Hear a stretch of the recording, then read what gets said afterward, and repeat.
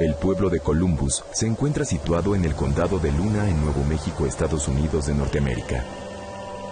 Actualmente registra una población de alrededor de 1,600 habitantes.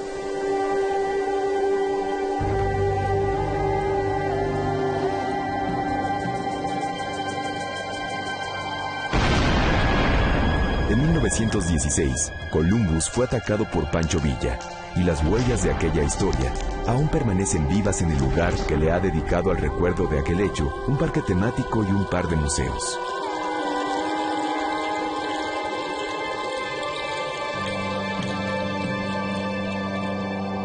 El ataque produjo una virulenta reacción de la opinión pública estadounidense y llevó al presidente Wilson a enviar a México a miles de soldados estadounidenses comandados por el general John Pershing.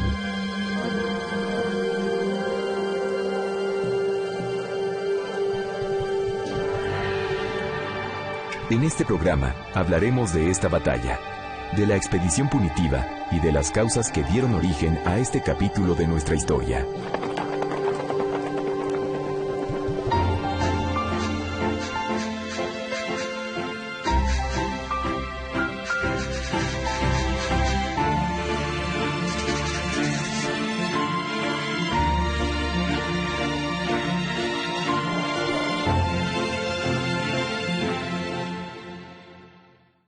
In 1916, we had about 15,000 people.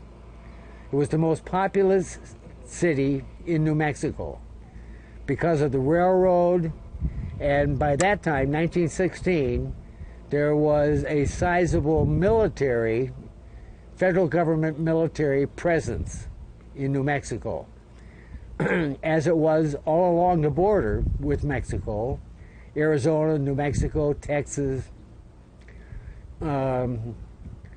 to ensure that if the Mexican Revolution were to get out of hand and flow over north into the United States, that there would be a military here to deal with that.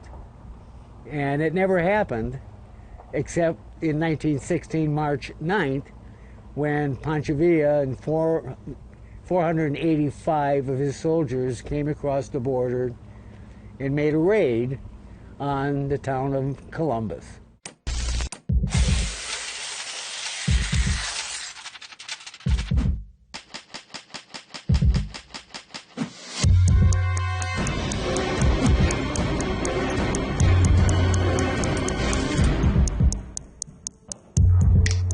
La madrugada del 9 de marzo de 1916, Columbus dormía tranquilamente, ignorando que en Boca Grande, Chihuahua, varios centenares de soldados se aprestaban para el combate.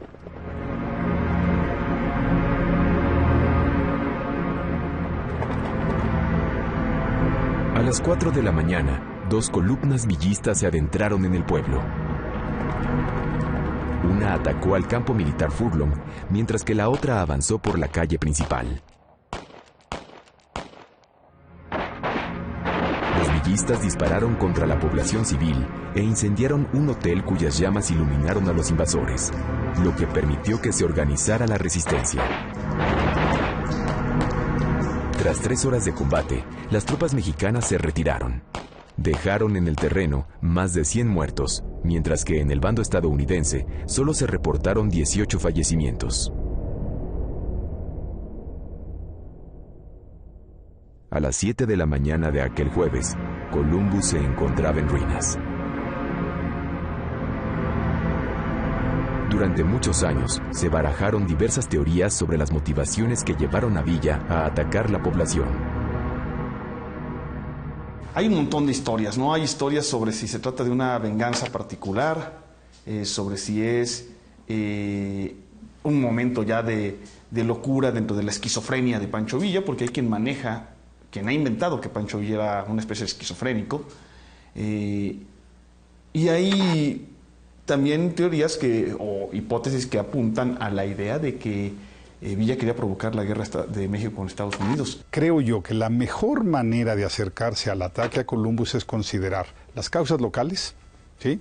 La venta de armamento defectuoso por parte de los hermanos Allen, el enojo de Pancho Villa contra Estados Unidos por el reconocimiento a Carranza y la eventual o la posible participación de agentes alemanes.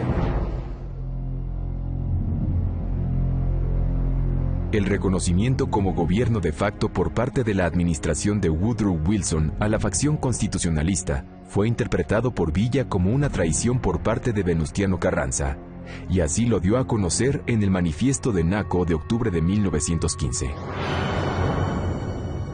Villa explica que Carranza está o ha firmado un pacto para traicionar al país y para entregar buena parte del territorio y de la soberanía nacional. Y lo explica de manera larga, ¿no? Carranza no lo había hecho. Carranza en realidad no había firmado ningún pacto parecido. Pero Pancho Villa tiene elementos para creerlo. En realidad, para casi todas las facciones, el reconocimiento por parte del gobierno de los Estados Unidos resultaba vital. El reconocimiento le es importante a cualquier gobierno mexicano, el reconocimiento de Estados Unidos desde el siglo XIX. Pero ya pasado el tiempo, es al gobierno mexicano al que más y más y más le interesa tener el reconocimiento de las grandes potencias. Y entre estas grandes potencias, bueno, pues la vecina era la más importante. Estas eran las ventajas. Uno, que te va a vender armas y pertrechos, entre otras cosas. Puede haber financiamiento, puede haber venta de alimentos. Y por otro lado, estaría impedido ese gobierno que te reconoce de comerciar con facciones rebeldes. También hay un costo, que todos los reclamos de naturaleza diplomática se van a hacer no a un grupo rebelde, sino al gobierno reconocido. Pero claro que lo ideal, lo mejor en estos casos es que se te reconozca como gobierno. Hacia 1916, el movimiento constitucionalista, dirigido por Venustiano Carranza, dominaba prácticamente todo el país. La facción villista se encontraba debilitada. Controlaba solamente parte de Chihuahua y algunas pequeñas zonas en el resto del país, y se había convertido prácticamente en una guerrilla.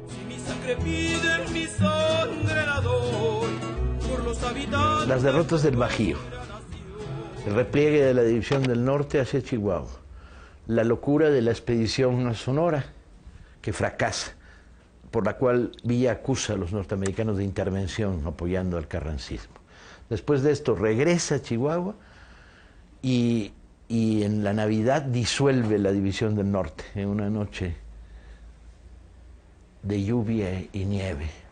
A partir de eso se repliega hacia la Sierra de Chihuahua, disuelve y dispersa a las fuerzas de la División del Norte y construye una guerrilla, o varias guerrillas. La diplomacia villista en los Estados Unidos también intentó conseguir el reconocimiento, y el gobierno de la Soberana Convención estuvo a punto de conseguirlo. Durante algún tiempo, la administración de Woodrow Wilson consideró a Francisco Villa como una opción para gobernar México. Por lo tanto, lo que terminó Wilson por hacer es calcular cuál de las facciones podía garantizar la estabilidad, el control de México. Por un tiempo se pensó en los villistas. Realmente no se pensó en Zapata para ese papel, y también estaban los carrancistas. Estas eran las dos fuerzas en pugna por las que Wilson se tendría que decidir. Y hay que reconocer que Villa durante bastante tiempo tuvo gestos muy positivos para Estados Unidos, y Carranza no. De acuerdo con uno de sus biógrafos, Friedrich Katz, entre 1910 y 1920, Villa fue el revolucionario mexicano más elogiado por la opinión pública estadounidense. Fui soldado de Francisco Villa. La imagen de Villa desde 1913 en adelante es una imagen subyugante que no impacta primero al gobierno, al Estado norteamericano, impacta primero a las masas. Era una figura interesante por ser de origen popular, por carismático y por tener la capacidad de dirigir así de la nada, una gente sin escuela militar sobre todo, formar y dirigir bien un ejército. Así que era un personaje atractivo. Al comenzar la Revolución Maderista, Villa, en ese entonces coronel, era considerado como un mal necesario y diversos periódicos lo llamaban bandido.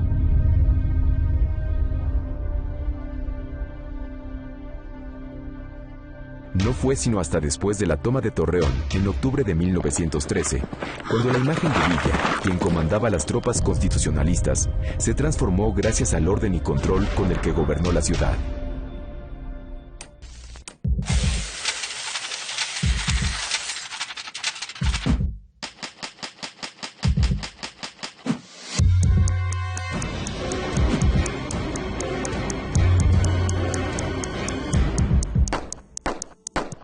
En febrero de 1913, tras los asesinatos de Madero y Pino Suárez, la Revolución Mexicana vivió una nueva etapa. La lucha contra la usurpación de Victoriano Huerta, que prácticamente unificó a todos los combatientes. Por entonces, las relaciones entre Villa y el gobierno de los Estados Unidos eran bastante buenas.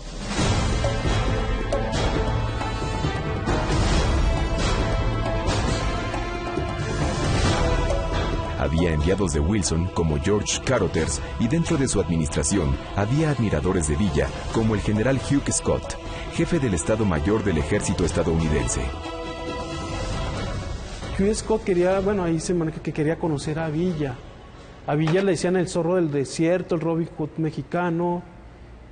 Y en una ocasión aquí en Juárez, en el 14, se entrevistan ellos dos, pero ningún gobierno les da permiso, ni en Estados Unidos a Scott, ni a Villa, así que a mitad del puente se dan la mano y en esa ocasión aprovecha a Scott para regalarle un libro que se llama Las reglas de la guerra.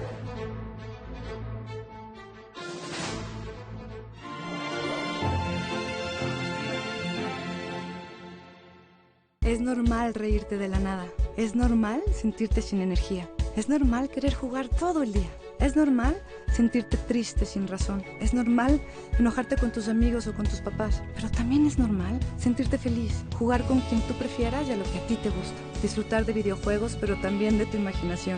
Es normal ser tú, único. Así que escúchate, siente quién eres y disfrútalo. No necesitas nada más. Nada. Juntos por la paz.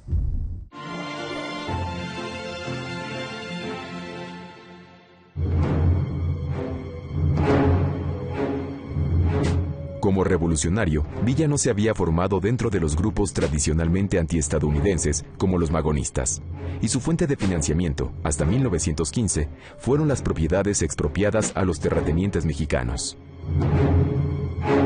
Villa había vivido en el sur de Estados Unidos, había vivido en El Paso, había sido gallero, había entrado muchas veces conduciendo convoys, tenía una mirada de desconcierto hacia el mundo norteamericano. Su democracia no era la democracia campirana de Villa, pero no tenía una actitud de confrontación. Las empresas estadounidenses establecidas en las zonas villistas pagaban bajos impuestos e incluso recibían protección.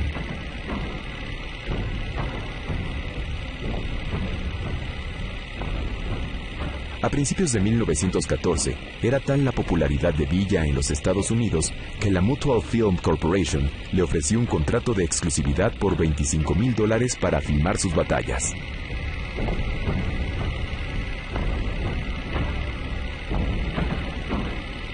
Hubo muchas elucubraciones no comprobadas, pero se decía que en el contrato se estipulaba que debería tratar de llevar a cabo las batallas durante el día. Ustedes saben, Villa generalmente atacaba en la noche y en este caso él tenía que hacerlo de día para que los camarógrafos pudieran tomar las batallas. la idea de hacer un documental se transformó en una película de ficción, con escenas a veces documentales y a veces actuadas, en las que Raúl Walsh, quien a la postre dirigiría la película, hacía el papel de Villa. Se dieron cuenta que Villa tenía un cierto carisma, que podía ser una especie de estrella antes de Hollywood, pero por eso yo lo llamo casi una de las primeras estrellas que Hollywood dio a conocer. Entonces decidieron hacer una película de ficción con él. Y él aceptó, volvieron a firmar el contrato, ya le habían creado a él un uniforme muy sui generis de militar, porque él no luchaba como militar, él no tenía un uniforme para ir a las batallas, pero le crearon uno que solamente podía usar para las películas, no era para las batallas. Y entonces a él, pues yo creo que le hacía cierta gracia y dijo, muy bien, vamos a hacer una película de ficción, y esa película de ficción se inauguró en 1914 en Nueva York. Como al mismo gobierno estadounidense, a Hollywood le fascinó en un principio la imagen y la historia del bandolero vengador. Pero también terminó por adoptar en algunas de las películas de la época la imagen del asesino cruel e inhumano. Ya su imagen estaba bastante, digamos, deprimida con respecto a... Ya no era ese Hollywood, ese Robin Hood, ya empezaba a ser el bandido que había sido siempre, según ellos, y entonces su imagen empezó a decaer. Con Columbus cambia radicalmente, porque ya incluso los carteles de los noticieros y los documentales que se hacen sobre Columbus, sobre el ataque a ellos, pues lo hacen aparecer como un verdadero villano. Y entonces hacen carteles como los sheriffs de los westerns, donde lo buscan vivo o muerto.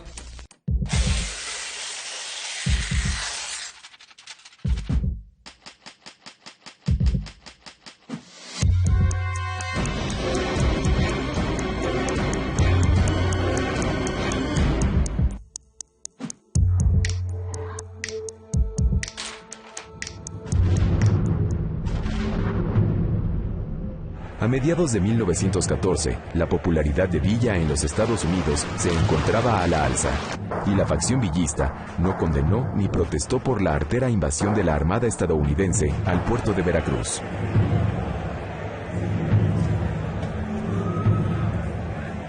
Yo creo que hasta 1914 los norteamericanos se equivocaron con respecto a Villa.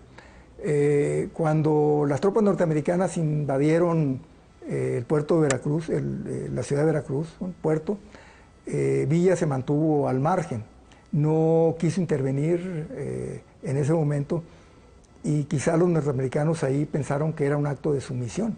Sin embargo, posteriormente Villa dio muchas muestras de que no se chupaba el dedo, ¿verdad? De que tenía muy claro cuál tenía que ser la postura de México con respecto a Estados Unidos. La necesidad de mayores recursos obligaron a Villa a cambiar su política fiscal hacia las empresas estadounidenses, y poco a poco las relaciones se hicieron más tirantes.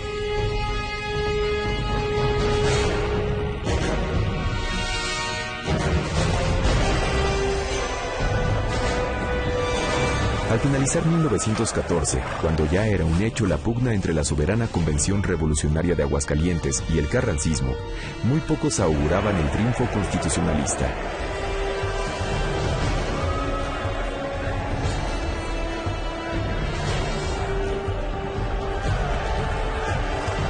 Para 1915 el país era realmente un desastre. Visto desde la perspectiva norteamericana era todavía más desastroso.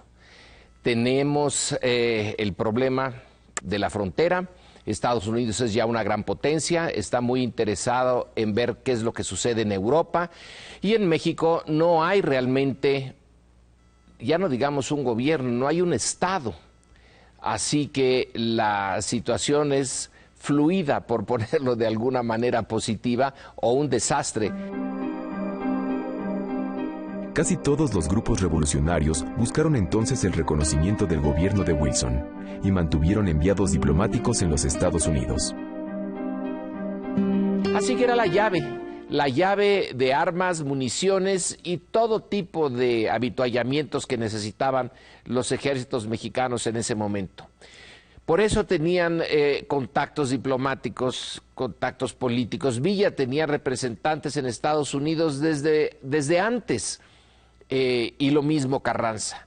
El que tenía menos contacto, pero también tenía contactos con los norteamericanos, era Zapata.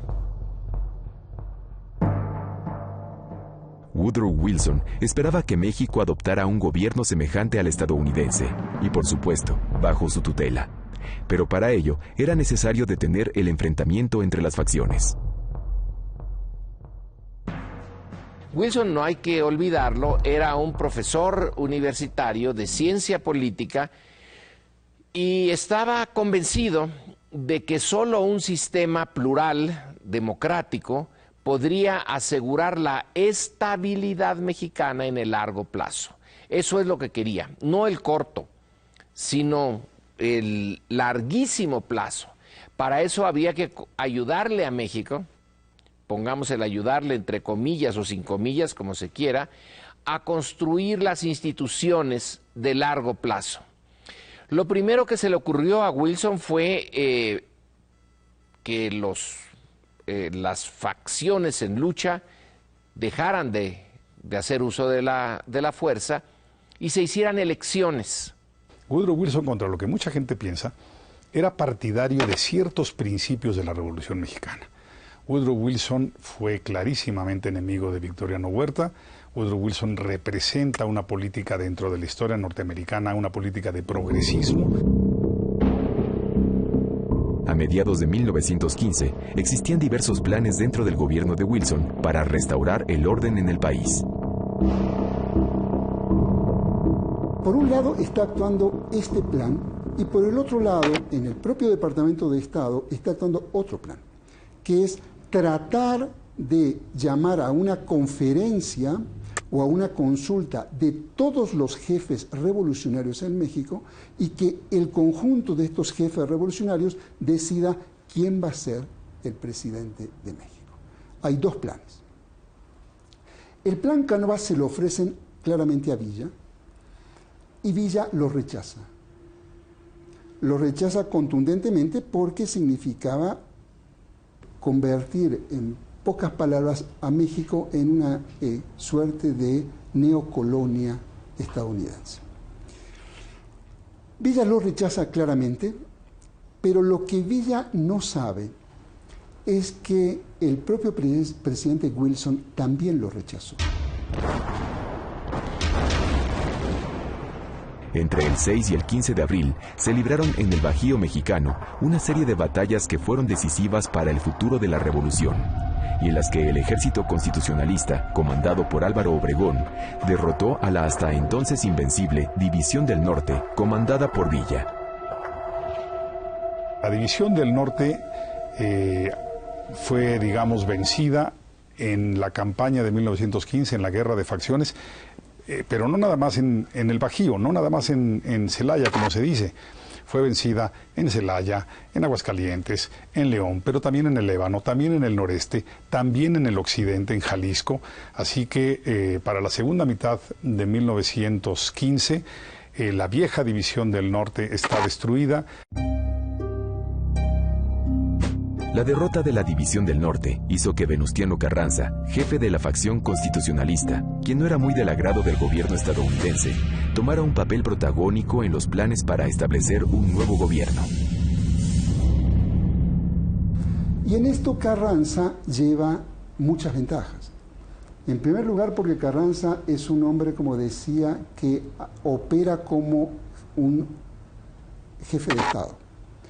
Para Carranza, las fronteras de su guerra, las fronteras de la revolución, eran las mismas fronteras que México. ¿Sí? Carranza miraba desde Piedras Negras hasta Tapachula. ¿Sí? Y diseñaba y pensaba en un horizonte de nación. Tras la derrota militar, hasta el mismo Francisco Villa había intentado acercarse a Carranza para proponerle un acuerdo entre todas las facciones en pugna. Entre julio y agosto de 1915 surgió otra propuesta diplomática para solucionar el conflicto, que se conoció como la Conferencia Panamericana. De nuevo van los ministros de Argentina, Brasil y Chile, los embajadores en Estados Unidos, e invitan a quienes eran los embajadores decanos de países latinoamericanos en Estados Unidos, es decir, los embajadores más antiguos, acreditados más antiguos, que era Guatemala, Bolivia y Ecuador, creo. Es una conferencia entonces panamericana con el ABC, estos 3 embajadores, y el gobierno y por supuesto el Departamento de Estado. Lo que se intenta en esta conferencia es invitar a todos los jefes militares, incluyendo a todos ellos como uno más a Carranza, a un diálogo. Carranza lo primero que hace es rechazar la conferencia.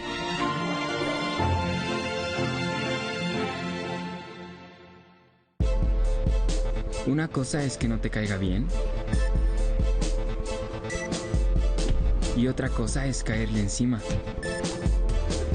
Una cosa es aceptarles mucho y otra cosa es aceptarles todo. Una cosa es no querer despertarte y otra cosa es no poder levantarte. ¿Y tú qué eliges? La decisión es tuya. Escuchemos primero. Juntos por la paz.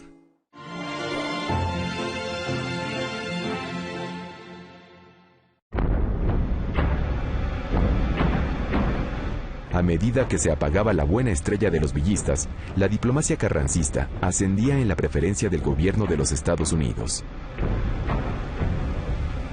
Los carrancistas lanzaron toda una ofensiva diplomática.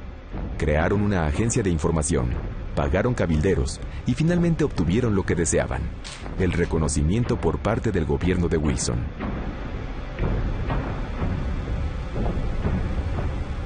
El reconocimiento de facto al gobierno de Carranza sorprendió a Villa en camino hacia Sonora, donde el gobernador José María Maytorena luchaba contra los carrancistas Plutarco Elías Calles en el norte y Ángel Flores en el sur.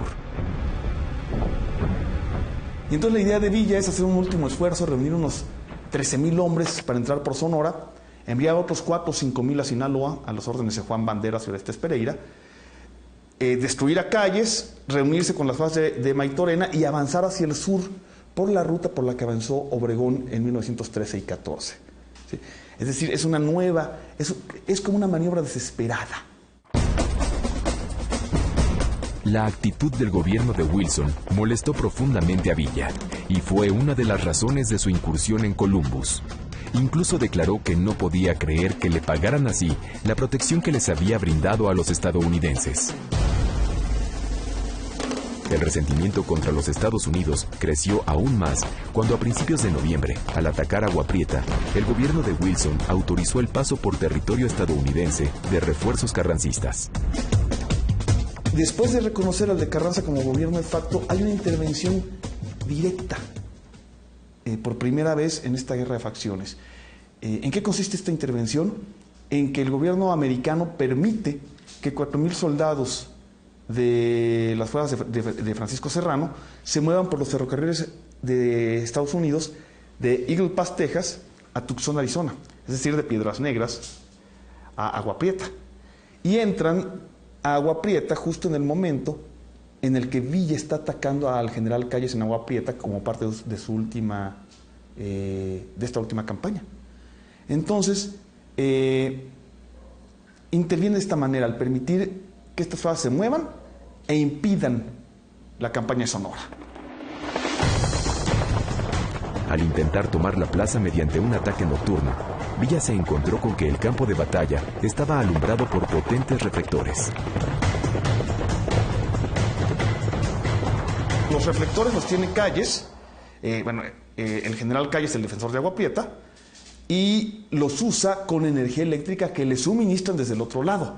O sea, ¿qué hay? Hay en ese momento, en la batalla de Agua Prieta, lo que hay es el tránsito primero clave de los 4,000 hombres de Francisco R. Serrano para reforzar a otros tantos que tenía Calles, es decir, duplican el número de efectivos que tenía Calles en Agua Prieta y le permiten resistir. Sin eso no hubiera resistido, y luego permite utilizar la energía eléctrica para los famosos reflectores. Derrotado posteriormente en Hermosillo, Villa regresó a Chihuahua por la sierra. Para entonces, como señalan algunos de sus biógrafos, se había revelado lo más oscuro de su personalidad y atacó incluso a los más humildes. Y en el inicio de este camino, en San Pedro de la Cueva, un grupo de vecinos trata de resistir a una fuerza villista, les disparan, matan a 13 villistas, entonces los villistas toman el pueblo, llaman a Villa y están buscando, cateando las casas para encontrar a los que están armados para ejecutarlos, y en ese momento vuelven a disparar contra los villistas desde las afueras del pueblo, matan a un sobrino de Pancho Villa, y entonces Pancho Villa ordena un escarmiento al pueblo en el cual son matados una gran cantidad de los varones del pueblo, y hay testimonios de saqueos, incendios, violaciones, esas cosas de la guerra que luego no se cuentan. Entonces sí, al final de la campaña Sonora empiezan este tipo de represalias que luego, ya en el año de 1916, 17 y sobre todo 18, serían comunes en Chihuahua, de villistas contra carrancistas, pero también de carrancistas contra villistas, con crueldad creciente, ¿no? Aunque Villa siguió activo hasta 1920, para los primeros días de 1916, la División del Norte estaba prácticamente aniquilada, pues en apenas 2 meses habían depuesto las armas 40 generales, 1.347 jefes, 3.699 oficiales y más de 11.000 elementos de tropa.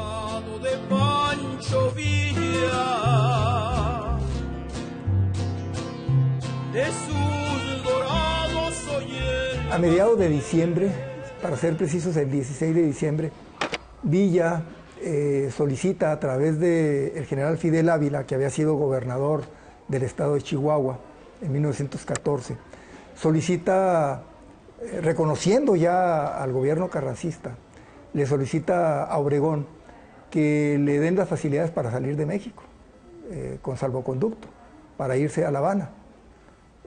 Ya para entonces Luz Corral y algunos de sus hijos estaban en Cuba.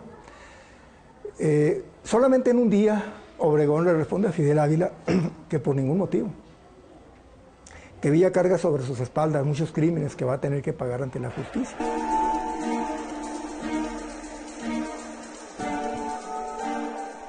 Villa tenía como objetivo desenmascarar lo que él consideraba la traición de Carranza al pactar el reconocimiento estadounidense. Sus acciones entonces se encaminaron a desestabilizar la frontera.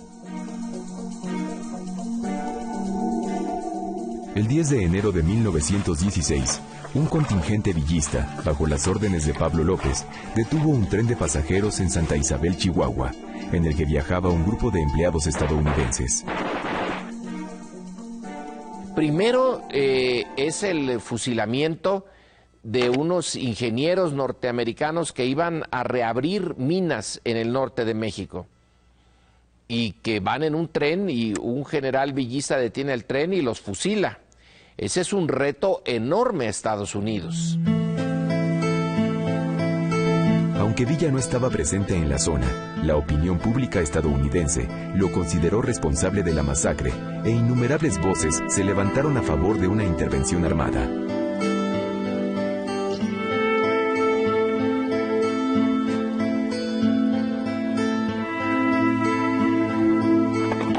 El 18 de enero, en Los Tanques, frente a 200 de sus hombres, Villa declaró que era el momento de lanzarse contra los estadounidenses y atacar las poblaciones fronterizas que se encontraban en los alrededores de Ojinaga. Tras enrolar nuevamente y casi por la fuerza a muchos de los antiguos miembros de la División del Norte, Villa inició su camino hacia la frontera el 24 de febrero, dispuesto a atacar Columbus.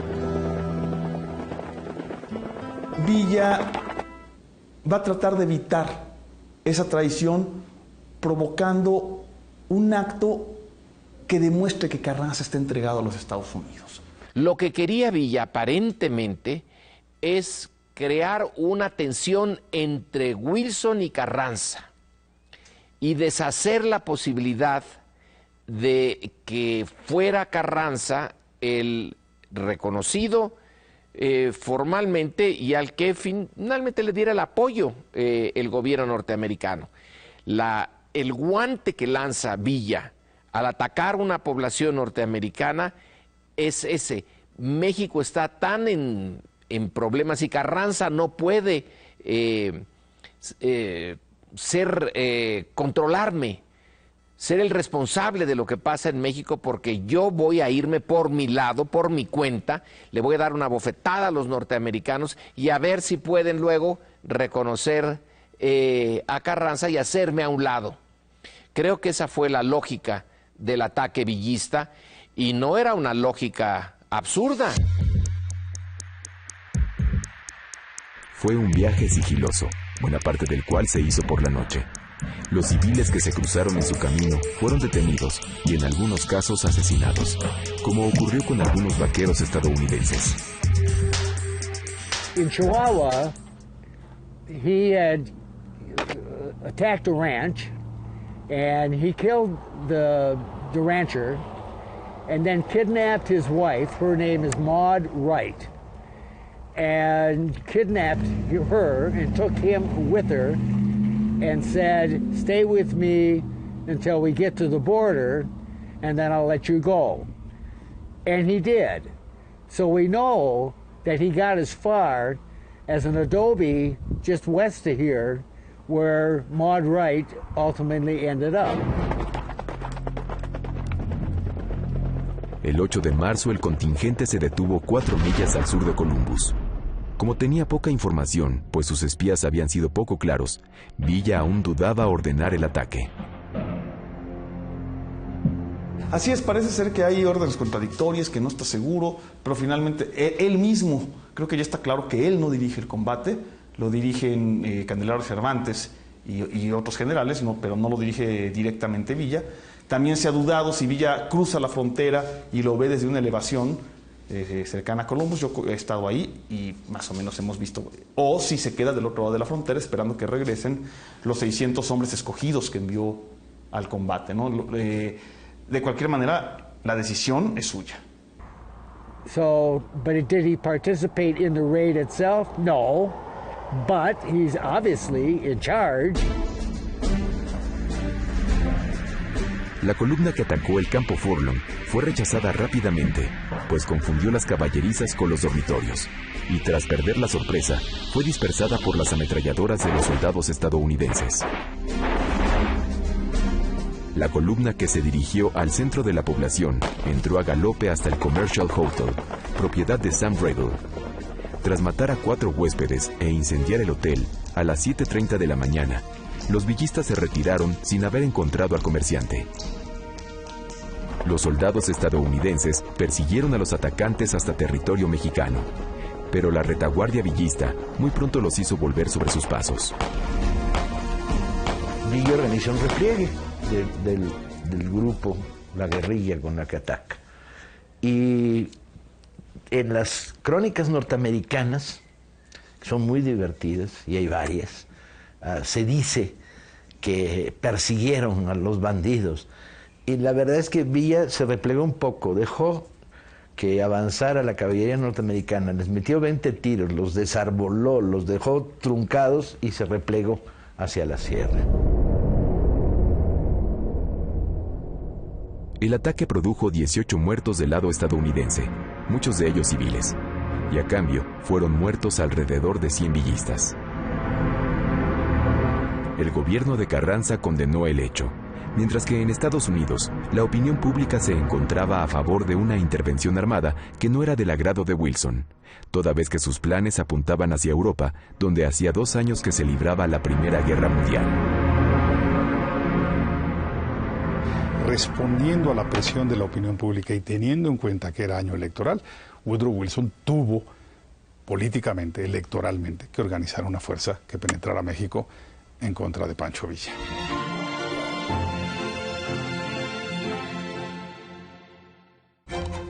En las áreas naturales protegidas se encuentran 2 de las principales riquezas del país: nuestros recursos naturales y nuestras comunidades.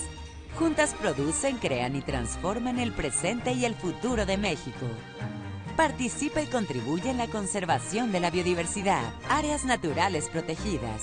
Vivir para conservar. Conservar para vivir. Comisión Nacional de Áreas Naturales Protegidas. Semarnat. Gobierno de México.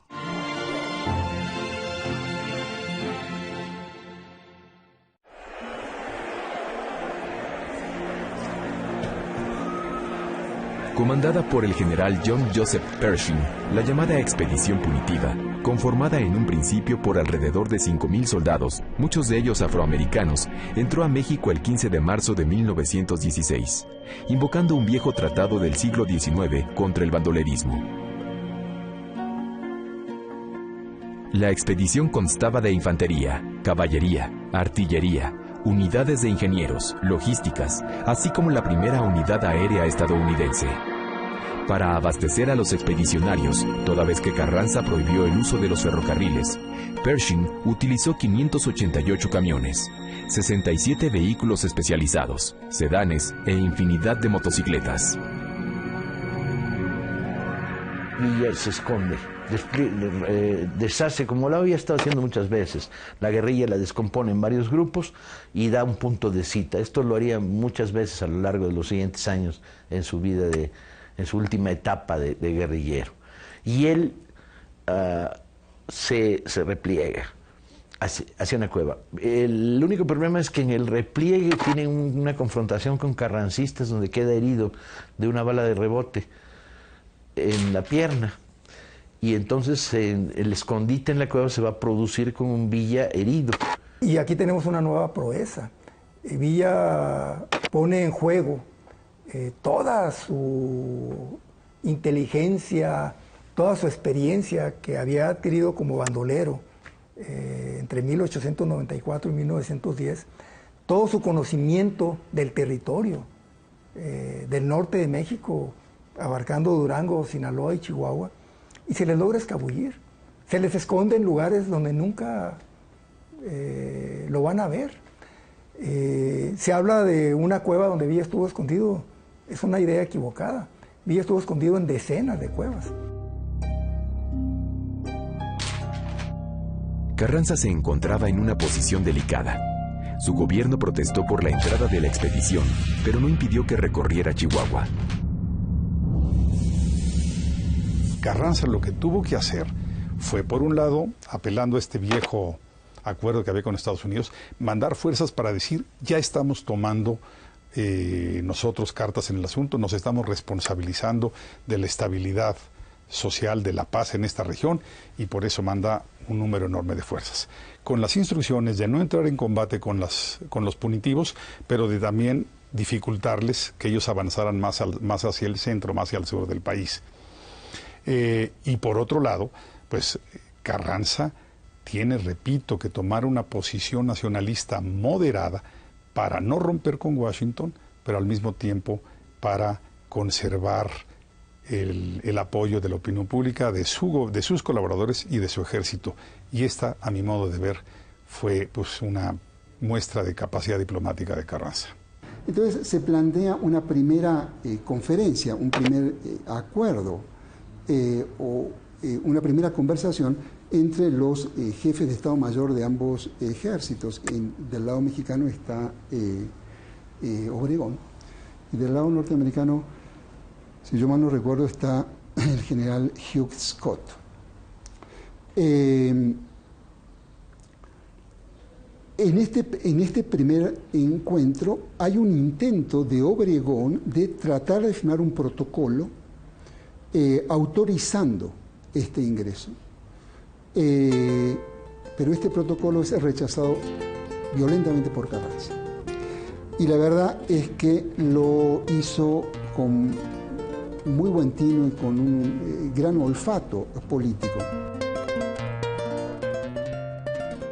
Aun cuando llegó a contar hasta con 10,000 elementos, la expedición jamás pudo capturar a Villa, lo que dio origen a canciones y corridos que se burlaban de su ineficacia y que aún hoy se escuchan. Patria México, febrero 23, dejó Carranza pasar americanos, 2,000 soldados, 200 aeroplanos, buscando a Villa, queriéndolo matar. Los 10 meses que los estadounidenses permanecieron en México les sirvieron para probar el uso militar de vehículos motorizados, motocicletas, carros blindados y hasta aviones.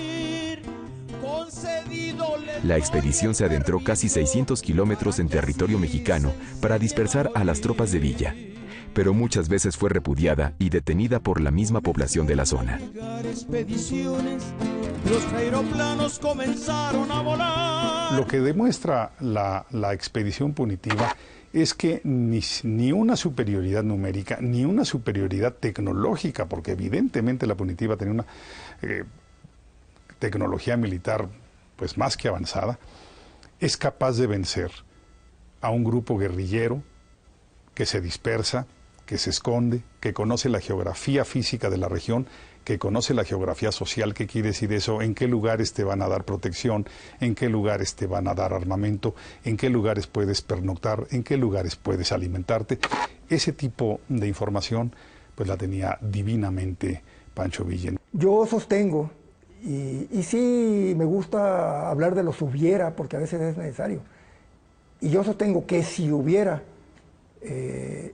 Villa estado sano durante los tiempos de la expedición punitiva, les hubiera ido, pero pésimo, ¿no?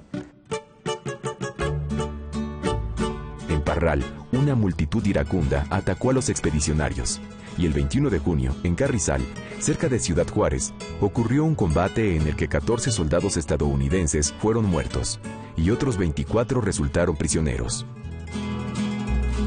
El general Félix U. Gómez había sido villista, pero en este momento ya pacificado es jefe de las defensas sociales de esos pueblos, ¿no? Entonces, no son ni siquiera carrancistas regulares los que combaten a los gringos. No hay combates entre los carrancistas y los gringos, pero sí hay momentos de cercanías amenazadoras, ¿no? Y sucede el combate del Carrizal con una resolución desfavorable para el ejército norteamericano. Los norteamericanos pierden. Hay muchas bajas norteamericanas, hay muchos presos norteamericanos. Cuando esto sucede, efectivamente la guerra entre México y Estados Unidos está a milímetros de producirse, porque el presidente Wilson de hecho envía al Congreso norteamericano una declaratoria de guerra a México, sin saber todavía qué había pasado en el Carrizal, es decir, suponiendo que el ataque había venido de México, no que el ataque había venido del ejército norteamericano. Cuando llegan las noticias de que en realidad lo de México fue una reacción a una acción del ejército norteamericano, Wilson vuelve a frenar.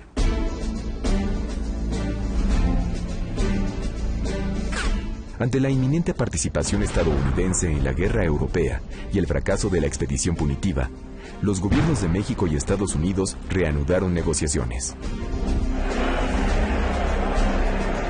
Se abre un espacio de negociación, que son las negociaciones de Atlantic City, en donde, entre otros negociadores, Carranza envía a Luis Cabrera, y en donde se abren condiciones de negociación en principio complicadísimas, porque los Estados Unidos prácticamente están imponiendo condiciones de enmienda Platt, en el sentido de convertir a México en una neocolonia, arrogándose el derecho a intervenir, a que el ejército puede ingresar cuando quiere, a manejar las aduanas del país. Bueno, es una cosa impensable, imposible, etc.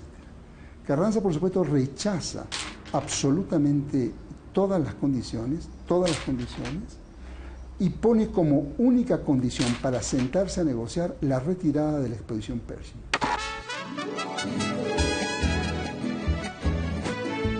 El mismo día en que se promulgaba la nueva constitución del país, el 5 de febrero de 1917, las tropas estadounidenses comenzaron a abandonar Chihuahua. Durante los 2 meses que el constituyente de Querétaro debatió la Constitución de 17, la punitiva estaba en el país. Entonces, esto generó también un nacionalismo gubernamental, el nacionalismo, digamos, de los políticos profesionales, y tal vez por eso la Constitución de 1917 tenga estas dosis de nacionalismo, de no permitir que los extranjeros tengan propiedades en las costas, en las fronteras, el asunto del subsuelo. Entonces, y con esto concluiría, la punitiva a lo mejor hizo más nacionalistas a los constituyentes, pero no un nacionalismo radical, porque si hubieran sido más radicales en su nacionalismo en la elaboración de la Constitución de 17, había el riesgo de que la punitiva ya no se saliera del país. El ataque a Columbus cambió la imagen que los estadounidenses tenían de Pancho Villa.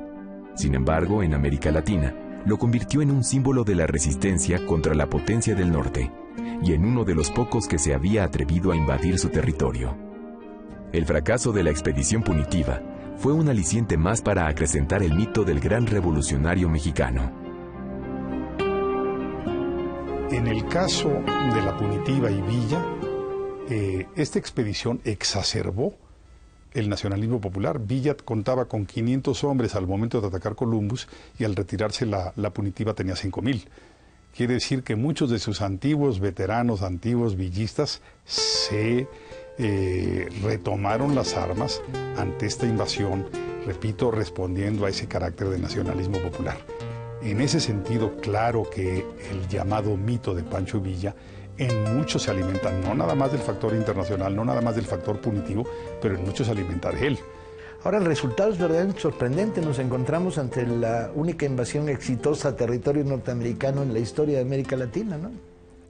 Patria México, febrero 23, dejó Carranza pasar americanos, 2,000 soldados, 200 aeroplanos, buscando a Villa, queriéndolo matar. Después Carranza les dijo afanoso, si son valientes y lo quieren combatir, concedido les doy el permiso para que así se enseñen a morir. Comenzaron a llegar expediciones, los aeroplanos comenzaron a volar por distintas y varias direcciones, buscando a Villa.